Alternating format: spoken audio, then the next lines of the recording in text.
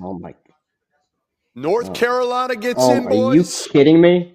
North Carolina gets in. Are you kidding me? San Diego State. Well, there's your answer, Jeff. I don't think we covered it in the pregame. Yep. You can go back and watch. Is that complete BS, Rocco? Is that BS? I don't think it was done with the most integrity. I'll just say that. Top 40 strength of record. That's what they had. They had good numbers against Q1 through 3 combined. But I guess the committee is really leaning on your resume metrics. Interesting. No. You know what they're doing? No, Brad. Let's call a spade here. They want Carolina and Dayton for the numbers. They want the ratings. They want the big brand. That's why they took Carolina here. Bubba Cunningham in the room. Well, not in the room, but in the room.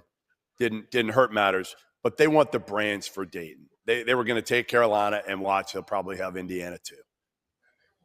And Jeff, the other thing is that's the 4th ACC team. So to have an 18-team league and only have 3 teams, that was a tough one to stomach. You also saw Virginia. Virginia got thrown in last year. So this is 2 years in a row that Bubba's been able to pull off a miracle.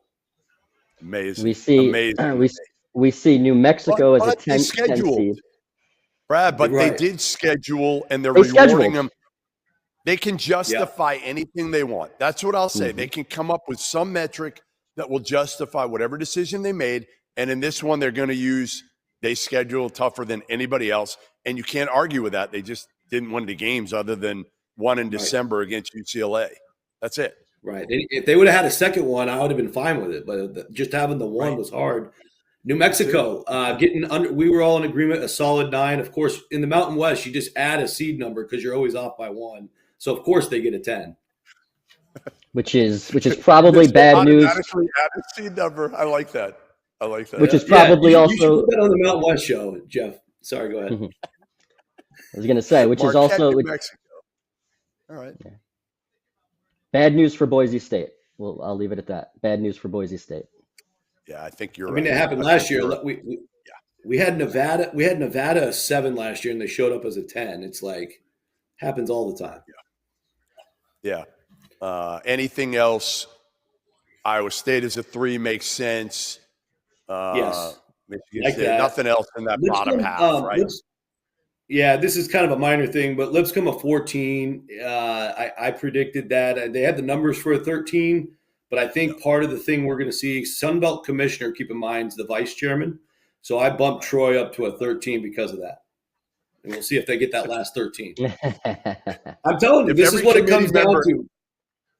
Right. If every committee member gets a bump here, we're gonna start to worry here. If Alabama gets the 4th number 1, we're definitely going to start to be concerned here because of Greg Byrne being in the room. Come on, Greg. I know you're watching. Yeah. You're better than that. We're friends here.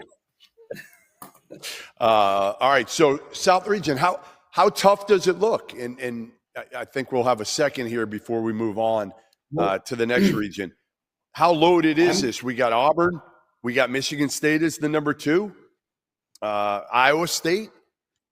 Yeah. I mean, what do you think of Texas A&M as the 4? Do you like it? Do you think it's – I think it's solid. I don't think it's overpowering good because Iowa State hasn't looked great. Texas A&M hasn't looked great lately. Michigan State, I think, has played very well, but they're not overpowering. You got Auburn, who's lost 3 of 4. I kind of think this region is more wide open than we – UC San Diego to the Final Four, Jeff. You can just mark it down. Let's get those Tritons rolling. They're going to be a matchup nightmare for everybody. But, no, I think the interesting thing, too, is Michigan State going south. All my projections had them in the Midwest. That means something funky's going on later in the other regions.